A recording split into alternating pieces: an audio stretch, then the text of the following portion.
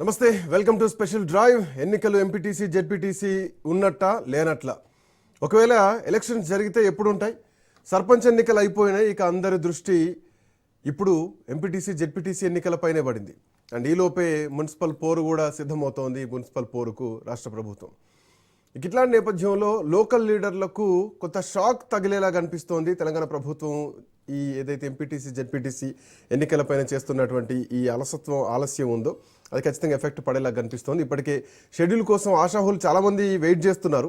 సర్పంచ్ తర్వాత ఇక MPTC ZPTC ఎన్నికలు జరుగుతాయన్నటువంటి లీకులు కూడా వచ్చినాయి. కానీ ఇప్పుడేమో తర్వాత చూద్దాంలే అన్నటువంటి ఒక వాదన వినిపిస్తోంది. సో ప్రస్తుతానికి 31 జెడ్పీ పీఠాలు, at same time 566 MPP ZPTC స్థానాలతో పాటు రాష్ట్ర వ్యాప్తంగా 5773 ఎంపీటీసీ స్థానాలు ఉన్నాయి. సో దీంతో వేలాది మంది గెలిచేందుకు వ్యూహరచన చేస్తున్నారు. బట్ ఇప్పుడు జిల్లాల పునర్విభజన అంశం తెర మీదకి వచ్చింది. సో ఈ నేపథ్యంలో ఈ ప్రాదేశిక ఎన్నికలు ఇంకా ఆలస్యం అవ్వడం ఖాయం కనిపిస్తోంది. జిల్లాల పునర్వ్యవస్థీకరణ తర్వాతే ఎంపీటీసీ జెడ్పీటీసీ పోరు ఉంటుంది అన్నటువంటి ఒక అంచనాలు కలుగుతున్నాయి. తెలంగాణలో ప్రస్తుతానికి 33 జిల్లాలు ఉన్నాయి. అయితే జిల్లాలను కుదించేందుకు జిల్లాల పునర్విభజన పైన కాంగ్రెస్ పార్టీ కసరత్తు చేస్తోంది. సో దీంతో జిల్లాల సంఖ్య తేలిన తర్వాతే జెడ్పీ పీఠాలపైన ఒక క్లారిటీ వచ్చేటువంటి అవకాశం ఉంది. సో ఇప్పుడు ఈ పునర్విభజన అంశం అడ్డంకిగా మారుతోంది. సో తర్వాతే ఎంపీపీ జెడ్పీ చైర్మన్ స్థానాల ఖరారు ఉండేటువంటి అవకాశాలు కూడా ఉన్నాయి. చూద్దాం, ఎంపీటీసీ జెడ్పీటీసీ స్థానాలు తగ్గుతాయా? ఎంపీపీ జెడ్పీ పీఠంపై చాలామంది ఆశలు పెట్టుకున్నారు. సో అవన్నీ అడియాసలే కాబోతున్నాయా? సో మాట్లాడదాం దీనికి సంబంధించి. అంటే గతంలోనే తెలంగాణ పంచాయతీరాజ్ సవరణ చట్టం కూడా ప్రతి మండల ప్రజా పరిషత్తులో కనీసం ఒక 5 ఎంపీటీసీలు ఉండాలన్నటువంటి వాదన కూడా తీసుకొచ్చింది. సో ఇప్పుడున్నటువంటి పరిస్థితులు ఎట్లాంటి పరిణామాలు ఉండబోతున్నాయి? మా బ్యూరో చీఫ్ రాజిరెడ్డి అందుబాటులో ఉన్నారు. Rajireddy, good afternoon. సో ఈ ఏవైతే ఎంపీటీసీ జెడ్పీటీసీ ఎన్నికలు ఉన్నాయో ఇవి ఒక ఒడవని ముచ్చట్లాగానే కనిపిస్తోంది తెలంగాణ రాష్ట్రంలో. కామారెడ్డి డిక్లరేషన్ 42% రిజర్వేషన్లు దాని మీద డిపెండ్ అయి ఉన్నాయి. అండ్ ఇప్పుడు జిల్లాల కుదింపు జరగబోతోందన్న స్పష్టంగా కనిపిస్తోంది. ఇప్పటికే 33 జిల్లాలు ఉన్నాయి. 2016లో ఒకసారి, 2019లో ఒకసారి కొంత ఆఫ్కోర్స్ చేంజెస్ కూడా జరిగినాయి. సో ఎట్లా ఉండబోతోంది, ఎట్లా చూడొచ్చు రాజిరెడ్డి? ఖచ్చితంగా ఇప్పుడు జెడ్పీటీసీ ఎంపీటీసీ ఎన్నికలు ఇప్పట్లో పెట్టే అవకాశం అయితే కనబడతలేదు. ఎందుకంటే రెవెన్యూ శాఖ మంత్రిగా ఉన్నటువంటి పొంగులేటి శ్రీనివాసరెడ్డి స్పష్టం చేశారు, పాలన సౌలభ్యం కోసము జిల్లాలు ఉండాలి, మండలాలు ఉండాలి, కానీ పాలన సౌలభ్యం లేకుండా ఉంటుంది. ఇబ్బడి ముబ్బడిగా కేసీఆర్ ప్రభుత్వంలో జిల్లాలు పెంచారు. తెలంగాణలో 33 జిల్లాలు అయ్యాయి. 33 జిల్లాల్లో ఒక్కొక్క నియోజకవర్గంలో ఒక్కొక్క ఎమ్మెల్యే 3 కలెక్టరేట్లు తిరగవలసి వస్తుంది. ఈ రకమైనటువంటి ఇబ్బంది ఉంది. అదేవిధంగా ఇప్పుడు డీలిమిటేషన్ ప్రక్రియ కూడా ఉంది. నియోజకవర్గాలు డీలిమిటేషన్ కాబోతున్నాయి. డీలిమిటేషన్ కావాలంటే అది పార్లమెంటు వైజ్గానైనా తీసుకుంటారు, లేకపోతే జిల్లా వైజ్గానైనా తీసుకుంటారు డీలిమిటేషన్. ఇప్పుడు కేంద్ర ప్రభుత్వం దేశవ్యాప్తంగా డీలిమిటేషన్కు రంగం సిద్ధం చేసింది.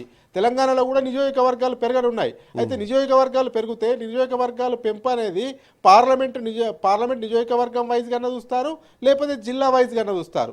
అయితే ఒక్కొక్క నియోజకవర్గం, అసెంబ్లీ నియోజకవర్గము 2 జిల్లాలు, 3 జిల్లాలు, 4 జిల్లాలు విస్తరించింది.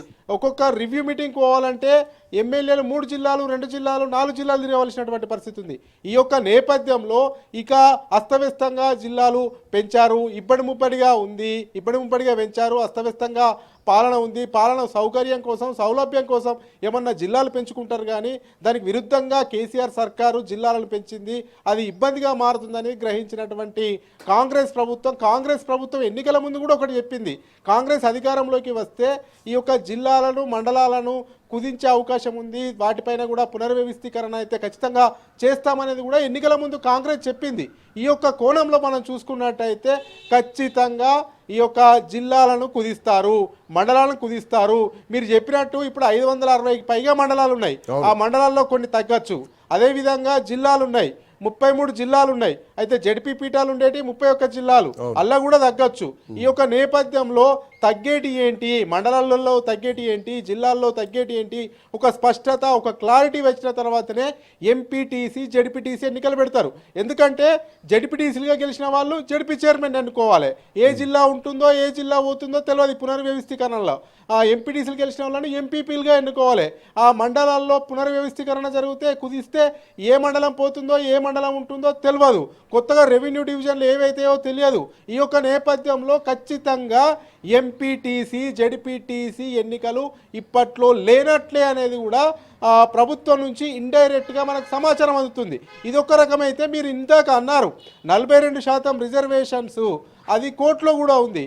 కోర్టు నిర్ణయాన్ని బట్టే ఈ యొక్క ఎంపీటీసీ జడ్పీటీసీ 42% బీసీలకు కామారెడ్డి డిక్లరేషన్ ప్రకారము ఇది, ఎందుకంటే సింబల్ మీద జరిగే ఎన్నికలు కాబట్టి ఖచ్చితంగా 42% రిజర్వేషన్లు ఇవ్వాలని కాంగ్రెస్ అనుకుంటే ఖచ్చితంగా కోర్టులో తేలే వరకు కూడా ముందుకు సాగే పరిస్థితి లేదు, కోర్టులో అనుకూలంగా వచ్చే పరిస్థితి లేదు. ఈ యొక్క నేపథ్యంలో ఖచ్చితంగా ఇక మీరు అన్నట్టు 42% రిజర్వేషన్లు కోర్టులో ఉన్న అంశమే అయినా కానీ అది కోర్టులో కూడా తెగదన్నటువంటి విషయం అందరికీ తెలిసినటువంటి విషయమే. ఇది ఏం చేసినా కానీ రాజ్యాంగ సవరణ జరగాలి, లేదంటే పార్లమెంట్లో దీన్ని బిల్లు చేయాల్సినటువంటి అవసరం ఉంది, కొట్లాడాల్సిన కేంద్రం పైన. సరే ఆ అంశం అట్లా ఉంచితే కనుక ఇప్పటికే ఇందాక కూడా నేను ఒక మాట అన్నాను, చాలామంది ఆశావాహులు ఉన్నారు, ఎంపీపీగా పోటీ చేద్దామని, ఎంపీటీసీగా పోటీ చేద్దామని, జడ్పీటీసీగా పోటీ చేద్దాం అన్నటువంటి ఆశావాహులు చాలామంది ఉన్నారు. సో రేపొద్దున రాజకీయంగా ఎట్లాంటి పరిణామాలు ఎదుర్కొనేటువంటి అవకాశం ఉంటుంది, point number 1.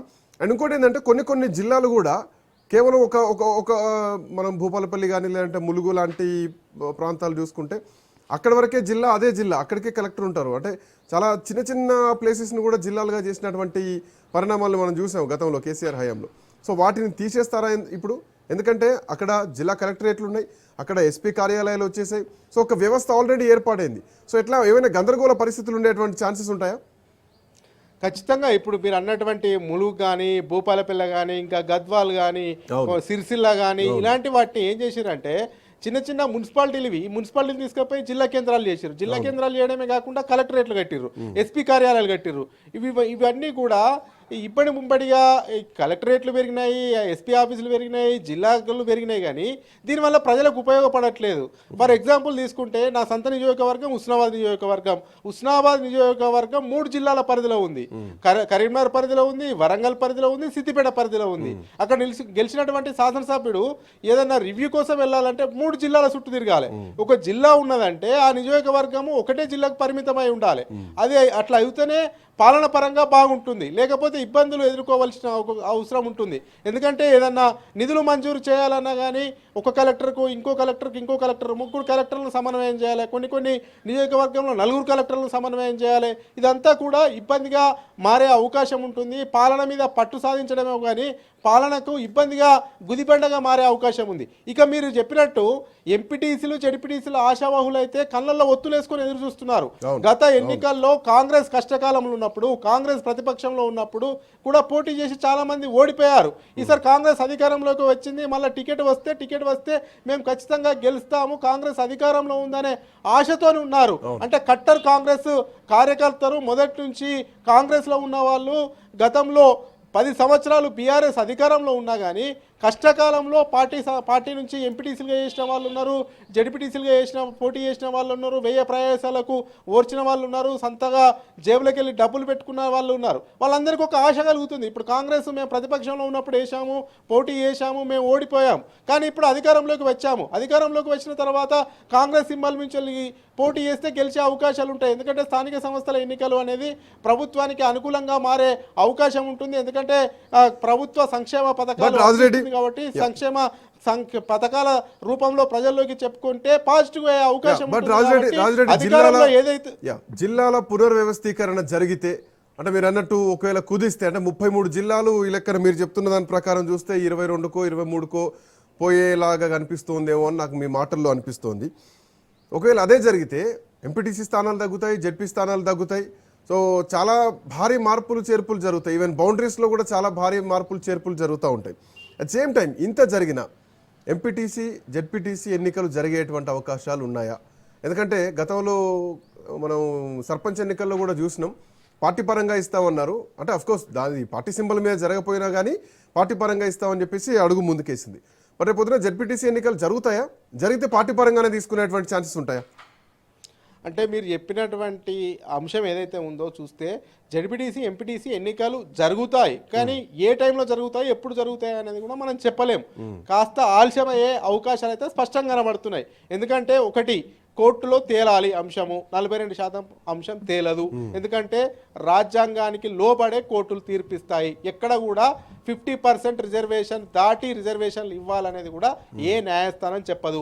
Supreme court guide lines ప్రకారం కూడా 50% రిజర్వేషన్లు మించకూడదు. ఈ యొక్క నేపథ్యంలో 42% బీసీలకు రిజర్వేషన్లు ఇస్తామని కాంగ్రెస్ కామారెడ్డి డిక్లరేషన్లో చెప్పింది, కానీ అది పులి స్టాప్ పడ్డట్టే. ఇక రెండో అంశము ఎందుకు లేట్ అవుతుందని చెప్పగలుగుతానంటే, ఖచ్చితంగా మనం చూస్తే ప్రభుత్వం ఒక ఆలోచన చేస్తుంది. జిల్లాలు ఇబ్బడి ముబ్బడిగా పెంచడం వల్ల పాలన సౌలభ్యం ఉండలేదు. అదేవిధంగా ఇప్పుడు 2029లో ఎలక్షన్స్ వస్తాయి కాబట్టి ఎంపీ ఎలక్షన్స్, ఆ లోపల దేశవ్యాప్తంగా డీలిమిటేషన్స్ జరుగుతూ ఉన్నాయి. మన తెలంగాణలో కూడా ఇప్పుడు 119 నియోజకవర్గాలు ఉన్నాయి. వాటిని 153 నియోజకవర్గాలు చేస్తారు. ఆ నియోజకవర్గాలు ఏ ప్రాతిపదికన తీసుకోవాలి అంటే, సో అక్కడ కేంద్రం ఒక గైడ్లైన్స్ను విడుదల చేస్తుంది. ఏం గైడ్లైన్స్ అంటే, జిల్లా కేంద్రంగా నియోజకవర్గాల విభజించాలి, లేకపోతే పార్లమెంటు కేంద్రాలుగా నియోజకవర్గాలు విభజించాలి. అంటే ఇప్పుడు తెలంగాణలో అవి అసౌకర్యంగా ఉన్నాయి.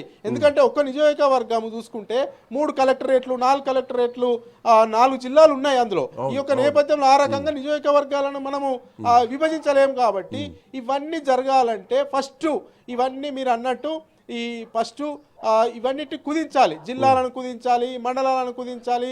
ఆ మండలాలను కుదిస్తే ఆటోమేటిక్గా ఎంపీటీ స్థానాలు తక్కువైతాయి, జెడ్పీటీ స్థానాలు తక్కువైతాయి. కానీ ఆ మండలాల విస్తీర్ణం పెరుగుతుంది, ఆ జిల్లా ఉన్నటువంటి విస్తీర్ణం పెరుగుతుంది.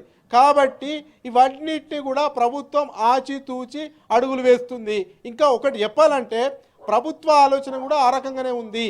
ఈ ఎంపీటీసీ జెడ్పీటీసీ ఎన్నికలు ఆలస్యమైన ఏం కాదు, కానీ గ్రామ పంచాయతీ ఎన్నికలు ఎందుకు పెట్టారు అంటే 3,000 కోట్లు కేంద్రం నుంచి వచ్చే నిధులు పెండింగ్లో ఉన్నాయి. అందుకే ఈ మార్చి లోపల ఎన్నికలు పెట్టాలి కాబట్టి సర్పంచ్ ఎన్నికలు కంప్లీట్ చేసిర్రు. ఇప్పుడు మున్సిపల్ ఎన్నికలకు ఎందుకు పోతున్నారంటే 700 కోట్లు మున్సిపాలిటీలకు కేంద్రం నుంచి వచ్చేటివి ఉన్నాయి బకాయిలు. అవన్నీ ఎందుకు అనవసరంగా పోగొట్టుకోవాలి అనే ఉద్దేశంతోనే అటు సర్పంచ్ ఎన్నికలు ఇటు మున్సిపాలిటీ ఎన్నికలకు సిద్ధమవుతున్నారు. కానీ ఈ జెడ్పీటీసీ ఎంపీటీసీ ఎన్నికలు డిఫరెంట్. కేంద్రం నుంచి వచ్చేటి పెద్దగా ఏముండయి, రాష్ట్రం నుంచి వీటి పర్సెంటేజ్ పోతుంది, 15% అంతా పోతుంది. కాబట్టి ఇవి ఆలస్యమైన పర్వాలేదు, కానీ ఒక సక్రమంగా ఈ యొక్క జిల్లాలను విభజించి అదే విధంగా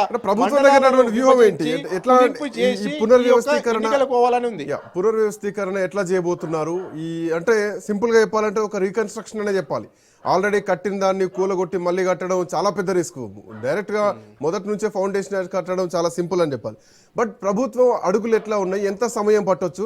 ఎందుకంటే మీరు అన్నట్టు ఎంత ఆలస్యమైనా రాష్ట్ర పరిధిలో ఉంది కాబట్టి పెద్దగా ఎఫెక్ట్ పడదన్న పాయింట్ ఒకటైతే కనుక, అంటే ఏ ధోరణితో వెళ్తున్నారు, ఎట్లాంటి కమిటీతో ముందుకెళ్తున్నారు, ఈ పునర్వ్యవస్థీకరణ ఎట్లా చేయబోతున్నారు, ఈ బార్డర్స్ డిసైడింగ్ ఎట్లా ఉండబోతోంది, ఏమైనా కమిటీ ఉందా దీనికి, ఎట్లా ముందుకెళ్తోంది గవర్నమెంట్, అండ్ ఎంత టైం పట్టొచ్చు, ఒకవేళ ఎలక్షన్స్కి వెళ్తే ఎప్పటివరకు వెళ్ళొచ్చు?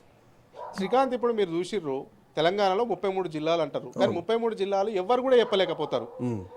పాత ఉమ్మడి 10 జిల్లాలో మాత్రమే గుర్తు చేసుకుంటారు. ఉమ్మడి జిల్లాకు ఆ మంత్రి ఇన్ఛార్జ్, ఉమ్మడి జిల్లాకు ఈ మంత్రి ఇన్ఛార్జ్ అనేది ఇప్పుడు చెప్తున్నారు తెలంగాణలో. కానీ 33 జిల్లాలు ఎవరి నాలుక మీద కూడా ఆడాయి. 10 జిల్లాలంటే ఉమ్మడి జిల్లాని అనర్గళంగా ఈజీగా చెప్తారు. కానీ ఈ 33 జిల్లాల వల్ల బాగా ఇబ్బంది అవుతుంది. ఈ 33 జిల్లాలను కుదిస్తేనే పాలన పరంగా సౌలభ్యంగా ఉంటుంది అనేది కూడా ఆలోచన చేస్తుంది.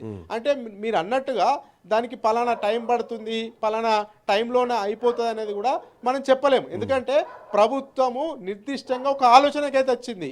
ఈ మండలాలను కుదించాలి, ఈ జిల్లాలను కుదించాలి, ప్రజలకు అనుకూలమైనటువంటి పాలన అందించాలి అనేది కూడా ప్రభుత్వం ఒక స్పష్టమైన నిర్ణయానికి వచ్చింది. అందులో భాగంగానే పొంగులేటి శ్రీనివాసరెడ్డి చెప్పారు. ఈ యొక్క నేపథ్యంలో ఇక దానికి మీరు అన్నటువంటి బౌండరీస్ ఏ రకంగా చేయాలి, అదేవిధంగా ఏ రకంగా జిల్లాలను కంటిన్యూ చేయాలి, ఏ రకంగా కొన్ని జిల్లాలను కుదించాలంటే ఆ జిల్లాలను రద్దు చేయాలి, ఏ రకంగా అంటే పూర్తిగా మీరు అన్నట్టు ప్రభుత్వ పరంగా ఖచ్చితంగా ఒక కమిటీ వేస్తారు. ఆ కమిటీకి ఇంత టైం బాండ్ అని పెడతారు. ఆ టైం బాండ్ లోపల ఆ రిపోర్ట్ ఇవ్వాలని చెప్తారు. ఆ రిపోర్ట్ ఇచ్చిన తర్వాత ప్రభుత్వము, ముఖ్యమంత్రి రేవంత్ రెడ్డి, క్యాబినెట్ అంతా సమీక్షించి దీనిపైన ఒక నిర్ణయం తీసుకుంటుంది. కానీ ఎన్ని రోజులు పడుతుంది, ఎంతకాలం పడుతుంది అనేది టైం బాండ్ అయితే మనం చెప్పలేం.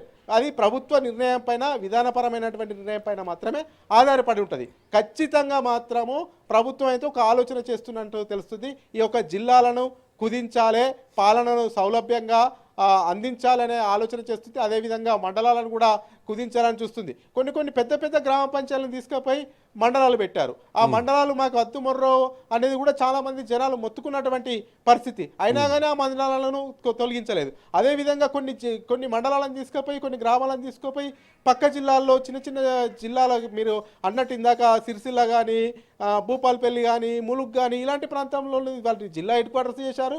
అలా బలవంతంగా కలిపారు. జిల్లాల నుంచి ఇప్పుడు చాలా వరకు ప్రజలు ఇబ్బందులు పడతా ఉంటారు. ఎందుకంటే ఒక జిల్లాకు సంబంధించి ఓ 4 మండలాలు ఉంటే ఈ మండలం ఇంకో నియోజకవర్గంలో ఉంటుంది, మిగతా మండలాలన్నీ ఇంకో నియోజకవర్గంలో ఉంటాయి. సో ఇట్లా చాలా మంది ఇబ్బందులు పడ్డటువంటి పరిస్థితులు ఉన్నాయి. లేదంటే జిల్లాలే మారిపోయినటువంటి సందర్భాలనే నియోజకవర్గం ఒకటైతే కనుక జిల్లా ఒకటైతే ఉంటుంది.